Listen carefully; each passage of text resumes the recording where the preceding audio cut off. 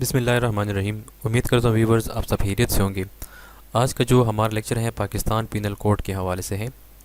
اور اس میں ہم اسٹڈی کریں گے سیکشن 303 جو کہ ڈیل کرتا ہے قتل عمد کمیٹڈ انڈر اکراہ تام اور اکراہ ناقص۔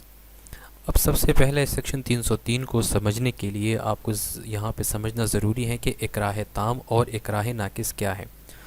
تو اس چیپٹر کے جو پچھلے سیکشنز ہیں اس میں آلریڈی اکراہ تام اور اکراہ ناقص کو ایکسپلین کر چکا ہوں۔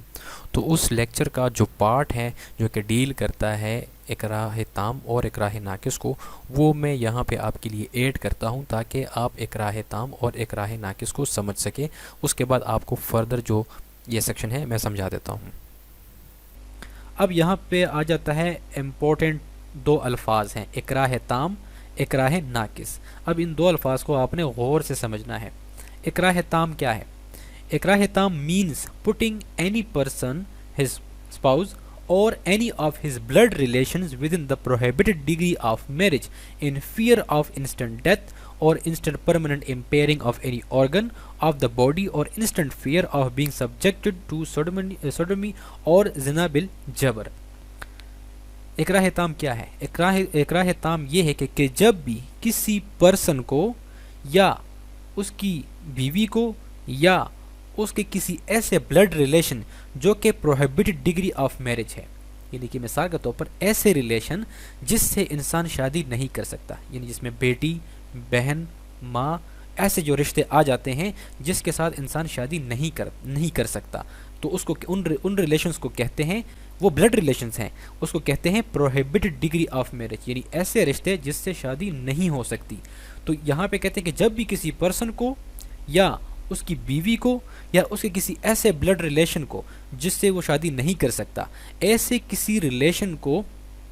مبتلا کیا جائے گا، ان فیئر، خوف میں ڈالا جائے گا۔ اب یہ خوف کون سا ہے؟ انسٹنٹ ڈیتھ، یعنی فوری، یہاں پہ ورڈ ہے انسٹنٹ ڈیتھ، یعنی فوری موت کے خوف میں جب کسی شخص کو یا اس کی بیوی کو یا اس کی کسی بلڈ ریلیشن کو موت کے خوف میں ڈالا جائے گا، مبتلا کیا جائے گا، یا instant permanent impairing of any organ of the body, یا ایسے خوف میں مبتلا کیا جائے گا کہ ابھی ہی اسی ٹائم انسٹنٹ اسی وقت اس کی باڈی کا کوئی پارٹ جو ہے وہ کٹ ہو جائے گا، ایسے کسی خوف میں مبتلا کیا جائے گا، یا instant fear of being subjected to sodomy زنا بالجبر، یا کسی یہ جو اوپر لوگ ہیں کسی پرسن کو یا اس کی اسپاؤس کو یا کسی بلڈ ریلیشن کو، اس کو زنا بالجبر کے خوف میں مبتلا کیا جائے گا، تو اس کو کہا جائے گا اکراہ تام۔ دوبارہ سے سمپل الفاظ میں اب میں بتا دیتا ہوں کہ جب کسی پرسن کو یا اس کی بیوی کو یا اس کے کسی بھی بلڈ ریلیشن کو اس فوری موت یا فوری زنا بالجبر یا ایسے کسی خوف میں مبتلا کیا جائے گا کہ جس سے اس کو لگ رہا ہے کہ ابھی میری موت واقع ہو جائے گی یا میری باڈی کا کوئی حصہ کٹ جائے گا یا زنا بالجبر ہو جائے گا، تو یہ خوف جو ہے، اس طریقے سے جو خوف ہے اس کو اکراہ تام کہا گیا ہے۔ تو اس خوف میں مبتلا کر کے آگے جب کوئی جرم کروایا جائے گا تو اس جرم کی الگ سے پھر سزا ہوگی، لیکن یہاں پہ جو صرف خوف ہے اس کو کہتے ہیں اکراہ تام، یہ بھی ایک اوفینس ہے۔ آگے ہے اکراہ ناقص، means any form of duress which does not amount to اکراہ تام۔ پھر اکراہ ناقص میں کہتے ہیں کہ اس میں ہر وہ فورس آ جاتا ہے جس میں انسان کو مبتلا کیا جائے گا اور اس سے آگے کوئی کام کروایا جائے گا، تو جو اس چیز سے نکل جائے گا، یعنی کہ اس میں تو انسٹنٹ ڈیتھ ہے، فوری طور پر خطرہ ہے، لیکن یہاں پہ صرف دھمکی دی گئی ہے، اس میں بتایا گیا ہے کہ میں آپ کے ساتھ یہ کر دوں گا وہ کر دوں گا، تو اس طرح سے کسی خوف میں کسی شخص کو مبتلا کر کے جو کہ اکراہ تام میں فال نہیں کرتا اور اس سے کوئی جرم کروایا جائے گا تو اس کو کہتے ہیں اکراہ ناقص۔ تو یہاں پہ آپ نے اکراہ تام اور اکراہ ناقص کو سمجھ لیا ہے، تو اب اس سیکشن کے اوپر آتے ہیں کہ اگر کسی شخص نے قتل کیا ہے اکراہ تام اور اکراہ ناقص کے انڈر تو اس صورت میں سزا کیا ہوگی۔ Whoever commits قتل under اکراہ تام shall be punished with imprisonment for a term which may extend to 25 years but shall not be less than 10 years and the person causing اکراہ تام shall be punished for the kind of قتل committed as a consequence of اکراہ تام۔ تو یہاں پہ سب سے پہلے اکراہ تام کے اندر جو قتل کیا گیا ہے اس کی پنشمنٹ بیان کی جا رہی ہے کہ جس شخص نے اکراہ تام کے انڈر جو ہے وہ قتل کیا ہے تو اس کو 25 سال کی سزا ہوگی، جو کہ کسی بھی صورت 10 سال سے کم نہیں ہوگی، یعنی میکسیمم 25 سال اور منیمم 10 سال، اس سے کم نہیں ہوگی۔ اور جس شخص نے اکراہ تام جو ہے وہ کمٹ کیا ہے، یعنی کہ یہاں پہ میں ایگزامپل دے دیتا ہوں کہ ایک شخص جو ہے وہ دوسرے شخص کو قتل کرنے پہ مجبور کر رہا ہے کہ تم جا کے کسی فلاں شخص کو قتل کرو۔ اب جو شخص قتل کرے گا تو اس کو تو یہاں پہ اس سیکشن کے تحت 25 سال کی سزا اور کم سے کم 10 سال کی سزا ہوگی، لیکن جس شخص نے اس کو مجبور کیا ہے، جس نے اس کو زبردستی یہ قتل کروایا ہے، تو جو قتل کروانے والا ہے یہاں پہ بھی اس کو اس قتل کے برابر سزا ہوگی۔ اور یہاں پہ جو کلاس بی ہے اس میں اکراہ ناقص ہے۔ اب اکراہ ناقص کی جو ڈیفینیشن ہے یہاں پہ میں بھی ایک ایگزامپل دے دیتا ہوں کہ اگر ایک شخص جو ہے وہ دوسرے شخص سے کہتا ہے کہ اگر تم نے فلاں شخص کو قتل نہ کیا تو تم مجھ سے بچ نہیں سکتے۔ اب یہاں پہ کیا ہوا کہ اکراہ تام کے اندر جب اس کو دھمکی دی جاتی ہے، کسی کو قتل کرنے پہ مجبور کیا جاتا ہے، تو وہاں پہ انسٹنٹ ڈیتھ کا خطرہ ہوتا ہے کہ اگر تم نے ابھی کے ابھی یہ کام نہیں کیا تو تمہارے پاس کوئی راستہ نہیں ہے، اسی ٹائم اس کی قتل ہو جائے گی۔ تو یہاں پہ اکراہ ناقص میں اس شخص کے پاس ٹائم ہوتا ہے جس کو مجبور کیا جاتا ہے قتل کروانے پہ۔ اب یہاں پہ اس کے پاس بھاگنے کا بھی ٹائم ہوتا ہے، پولیس کو انفارم کرنے کا بھی ٹائم ہوتا ہے، اپنے ڈیفینس میں بھی جو ہے وہ کچھ قدم اٹھا سکتا ہے۔ لیکن اکراہ ناقص یہاں پہ پڑھتے ہیں کہ انڈر اکراہ ناقص shall be punish for the kind of قتل committed by him and the person causing اکراہ ناقص shall be punish with imprisonment for a term which may extend to 10 years. اب یہاں پہ جو شخص قتل کرے گا تو اس کو تو قتل کے برابر سزا ملے گی، اور جو شخص اس کو مجبور کر رہا ہے قتل کروانے پہ اکراہ ناقص میں، تو اس شخص کو یہاں پہ 10 سال تک سزا ہوگی۔ اس کے بعد سیکشن 304 ہے پروف آف قتل عمد لائبل ٹو قصاص۔ اب قتل عمد کیا ہے، اس کی جو ڈیفینیشن ہے وہ میں پچھلے لیکچرز میں وہ سمجھا چکا ہوں کہ سیکشن 300 جو ہے وہ قتل عمد کی ڈیفینیشن بیان کرتا ہے، اور سیکشن 302 میں اس کی سزا موجود ہے۔ تو یہاں پہ کہتے ہیں کہ اگر کسی شخص نے قتل عمد کیا ہے اور وہ پروف ہو جائے تو قصاص کیسے لائبل ہوگا۔ پروف آف قتل عمد شیل بی ان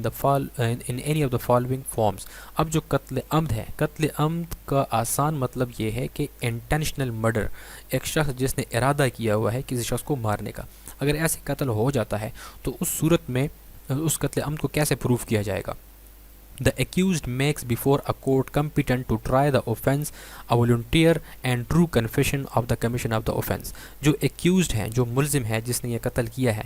وہ اس کمپیٹنٹ عدالت کے سامنے، یعنی جس عدالت میں اس کا ٹرائل ہونا ہے یا ٹرائل ہو رہا ہے، اس عدالت کے سامنے وہ خود ہی کنفیشن کر لیتا ہے، اپنے جرم کو ایکسیپٹ کر لیتا ہے، مان لیتا ہے، اس کا اعتراف کر لیتا ہے اپنی مرضی سے، تو اس صورت میں یہاں پہ اس کے اوپر قصاص جو ہے وہ لائبل ہوگا۔ اور دوسرا وے یہاں پہ یہ ہے کہ جو ہمارے پاس لا ہے قانون شہادت آرڈر 1984، اس کا جو آرٹیکل 17 ہے، اس کے تحت ثبوتوں کے ذریعے اگر اس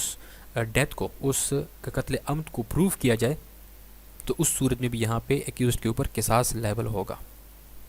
sub section 2 The provision of subsection 1 shall mutatis mutandis apply to a hurt liable to قصاص۔ اب یہاں پہ قتل کی بات کی گئی ہے، اگر ہرٹ کا بھی سچویشن ہے، کسی کو زخمی کیا گیا ہے اور وہ بھی ان طریقوں سے پروف کیا جائے تو وہاں پہ بھی قصاص جو ہے وہ لائبل ہوگا۔ اس کے بعد ہے سیکشن 305 جو کہ ولی کو ڈیل کرتا ہے۔ اب ولی یہاں پہ کون ہے؟ In the case of قتل the wali shall be the heirs of the victim according to his personal law but shall not include the accused or convict in any of قتل عمد if committed in the name or the pretext of honor and the government if there is no heir۔ اب یہاں پہ ولی کی بات یہ کرتے ہیں کہ اب جب قصاص لیا جاتا ہے کہ ایک شخص کو اگر قتل کیا گیا ہے تو جو شخص مر چکا ہے، جس کی ڈیتھ ہو چکی ہے، تو اس کا کوئی لیگل ہیئر جو ہوتا ہے، جو وارث ہوتا ہے، اس کا باپ، اس کا بھائی، اس کی والدہ، اس کی سسٹر، وہ یہاں پہ ولی ہے کہ وہ آئیں گے اور قصاص لیں گے۔ لیکن یہاں پہ ایک اور بات بھی کی گئی ہے کہ اگر ایک شخص جو ہے وہ ہانر کلنگ کرتا ہے، یعنی پریٹیکسٹ آف ہانر جس کو بولتے ہیں، عزت کے نام پہ جو قتل کرتا ہے، تو اس صورت میں جو قتل کرنے والا ہے وہ یہاں پہ ولی کے طور پر شمار نہیں ہوگا، وہ یہاں پہ ایکسکلیوڈ ہو جائے گا۔ اس کا میں ایک ایگزامپل آپ کو دیتا ہوں کہ اگر ایک باپ جو ہے وہ اپنی بیٹی کو قتل کرتا ہے تو یہاں پہ اس صورت میں جو باپ ہے وہ بیٹی کا ولی نہیں ہو سکتا، یعنی باپ جو ہے اب اس بیٹی کے قتل کا جو کوئی کمپنسیشن ہے باقی اس بیٹی کے جو وارث ہیں یعنی والدہ ہے، اس کی بہن بھائی ہیں، تو ان سے کمپنسیشن کلیم نہیں کر سکتا۔ یعنی ایک ولی وہ ہو سکتا ہے جو کہ ایک جو شخص جس کی ڈیتھ ہو چکی ہے وہ اس کا لیگل ہیئر ہو، لیکن یہاں پہ جو ہانر کلنگ ہے، جو عزت کے نام پہ قتل کیا جاتا ہے، تو اس صورت میں جو ایکیوزڈ ہے وہ اس